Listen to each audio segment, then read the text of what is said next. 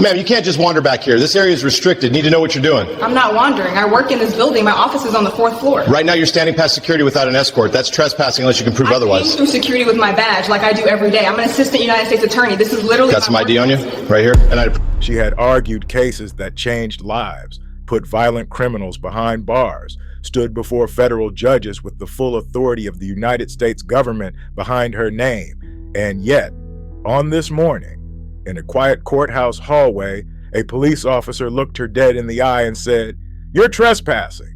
She was a black female federal prosecutor inside the very courthouse where she worked, on official business with credentials in her bag, and in less than 10 minutes, her reputation, safety, and dignity were all put at risk because one officer decided she didn't look like she belonged. Before we continue, what city are you watching from? If this is your first time listening, support the channel by liking and subscribing. Stories like this need to be heard, and with your help, we can make sure these events don't go unheard. This isn't a misunderstanding. It isn't an accident, and it isn't isolated. This is what happens when authority meets bias. In the one building where justice is supposed to be blind, by the time she walked into that courthouse hallway, she had already beaten the odds more times than most people ever would. Top of her class, law review, federal clerkship, years of grinding through rooms where she was often the only black woman, and sometimes the only woman at all. She wasn't just a lawyer, she was a federal prosecutor. That title doesn't come easily. It means background checks that pull apart your life down to your high school friendships. It means oath-taking ceremonies where you swear to uphold the Constitution, not selectively, not conditionally, but fully. It means representing the United States government in criminal court, where every word you speak carries the weight of federal authority. She worked long hours, missed birthdays, sacrificed weekends, read case files late into the night.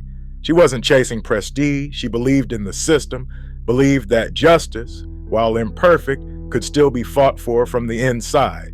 She knew the courthouse layout by heart, which hallways echoed, which elevators stalled, which judges liked coffee before 9 a.m., and which clerks avoided eye contact when overwhelmed. This building wasn't foreign. It was her workplace, and yet, on this day, that wouldn't matter. The courthouse looked exactly like justice is supposed to feel. Cold stone floors, muted fluorescent lights, long beige hallways lined with framed portraits of judges, mostly white, mostly male, mostly staring forward with expressions carved in permanence.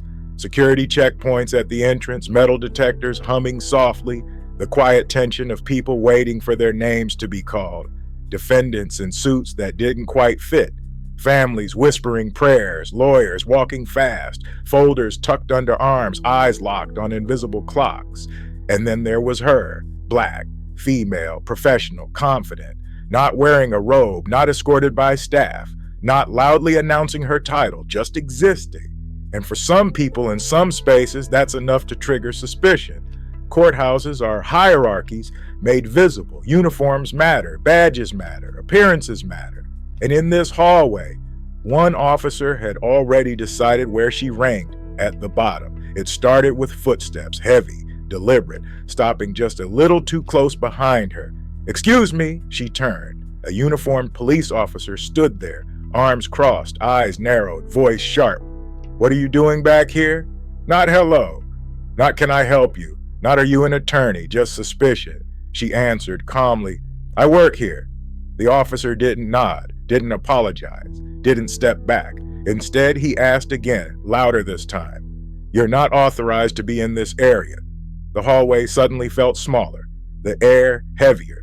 She explained again, measured, professional. "I'm a federal prosecutor. I'm heading to..." He cut her off. "Ma'am, I asked you a question." And just like that, the narrative was set. She wasn't a colleague. She wasn't an officer of the court. She was a problem, a potential trespasser, a body that didn't match his expectations, and he was determined to prove it. "Do you have ID?" She paused, not because she didn't have it, but because of what the question implied. Federal prosecutors don't get stopped in courthouse hallways. They don't get interrogated like this. They don't get spoken to like suspects. Still, she complied. She reached for her bag. The officer stepped closer. "Don't make any sudden movements." The words hit harder than he probably realized. Around them, the courthouse kept moving. Clerks passed. Attorneys whispered. No one intervened. She handed over her credentials. He barely glanced. This doesn't look valid. She blinked. It was issued by the Department of Justice. Embossed seal. Official photo. Expiration date clearly visible. But logic wasn't part of the equation anymore. He radioed for backup. And that's when it escalated. Because now, this wasn't one officer's assumption. It was becoming a situation. 2 more officers arrived, hands near holsters, eyes scanning her like she was unpredictable. She stood still, calm, composed, because she knew something dangerous was happening, not just to her, but to the idea of who gets presumed innocent and who doesn't. She said it quietly. "I need you to call my supervisor," the officer smirked. "We'll see about that." And in that moment, inside a courthouse surrounded by symbols of justice, a federal prosecutor realized she was being treated like a criminal. The radio crackled, static, murmured codes, low voices that never included her. She stood there, hands visible, posture controlled, while officers spoke about her as if she weren't 10 feet away. Doesn't have clearance, won't cooperate, claims she works here. Claims, as if her entire career had suddenly become a story she'd invented. She tried again, calm, direct. "I am a federal prosecutor with the U.S. Attorney's Office. I am late for court." The lead officer tilted his head, eyes narrowing, not in confusion, but irritation. If that's true, you should know better than to be wandering restricted areas. Restricted. This hallway had no locks, no warning signs, no barriers. It was used daily by judges, clerks, and attorneys. But now, it had been reclassified, on the spot, because of her presence. A clerk slowed as she passed, eyes flicking between the officers and the prosecutor. Curiosity, uncertainty, that dangerous moment where people decide not to get involved. Humiliation doesn't always arrive loudly. Sometimes it creeps in through silence. The officer turned back to her. "Until we verify who you are, you're detained." Detained. Inside a courthouse by a colleague in law enforcement, without cause. Her stomach dropped, but her voice did not. On what grounds? The officer didn't answer, because there weren't any. Courthouses thrive on routine. When routine breaks, everyone notices. 2 defendants in cuffs were escorted past. One glanced at her, confused. Another smirked. In that instant, the roles blurred. She, the prosecutor, standing where defendants usually stand, watched, judged, assumed guilty of something unnamed. The officer's voice grew louder. "You need to calm down." She wasn't raising her voice, wasn't moving, wasn't resisting, but calm down has never been about calm. It's about control. Another officer chimed in. "Why are you back here anyway?" She answered. Again. The repetition felt surreal. Every answer ignored. Every clarification dismissed. She realized something chilling. This was no longer about verifying identity. This was about asserting dominance and backing down now, apologizing, begging. Wouldn't restore her dignity. It would erase it. Then it happened. A familiar voice echoed down the hallway. "Counsel?" A federal judge. Black robe flowing, eyes sharp, authority unquestioned. He stopped, looked at the scene. 3 officers, 1 woman, credentials in her hand. "What's going on here?" The hallway froze. The lead officer straightened.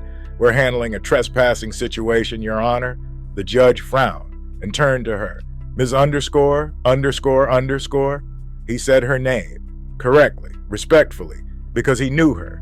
She met his eyes. "I'm on my way to your courtroom." Silence, the kind that collapses egos. The judge's gaze snapped back to the officers. "She is a federal prosecutor in this district. Beat." "Why is she being detained?" The officer opened his mouth. Nothing came out. Color drained from his face. The judge's voice hardened. "You may step away." They did, immediately. Power doesn't argue when it recognizes itself. What the officers didn't realize, what would come back to haunt them, was that their body cameras had been rolling the entire time. Every word, every tone shift, every dismissive glance. Clerks had witnessed it. Attorneys had passed by. A courthouse security camera captured the hallway from above. This wasn't her word versus theirs anymore. It was documented, preserved, indisputable. By the end of the day, the footage had been flagged. By the end of the week, it was circulating internally. And then it leaked. The headline was brutal. Federal prosecutor detained by police inside courthouse. Social media ignited. Civil rights attorneys weighed in. Former prosecutors spoke out. Judges, quietly furious, demanded answers. The department issued a statement. We are reviewing the incident. Reviewing, as if intent wasn't already clear. The officers were placed on administrative leave. A lawsuit followed. Federal court, civil rights violations, false detention, discrimination. The settlement, 7 figures. Policy changes were announced. Mandatory bias training, revised courthouse security protocols, clear identification procedures for legal staff. But none of it addressed the core truth. This didn't happen because of bad policy. It happened because someone looked at a black woman in a position of power and couldn't reconcile it. Ask yourself this: would this have happened if she were white, male, older? Would her credentials have been questioned? Her tone policed? Her presence criminalized? Courthouses are supposed to symbolize fairness, but symbols mean nothing without practice. Bias doesn't disappear at security checkpoints. It walks the halls, wears uniforms, carries radios, and the most dangerous part? It feels justified while it's happening. She still works there, still prosecutes cases, still believes in justice. But every time she walks that hallway, she remembers how quickly authority turned against her, how thin the line is between respect and suspicion, and how easily justice can fail, even inside the building designed to protect it. So here's the question: if this can happen to a federal prosecutor, inside a courthouse, on the record, what happens to everyone else? If this story moved you, share it. Comment your thoughts, and make sure you're subscribed, because silence is how this keeps happening.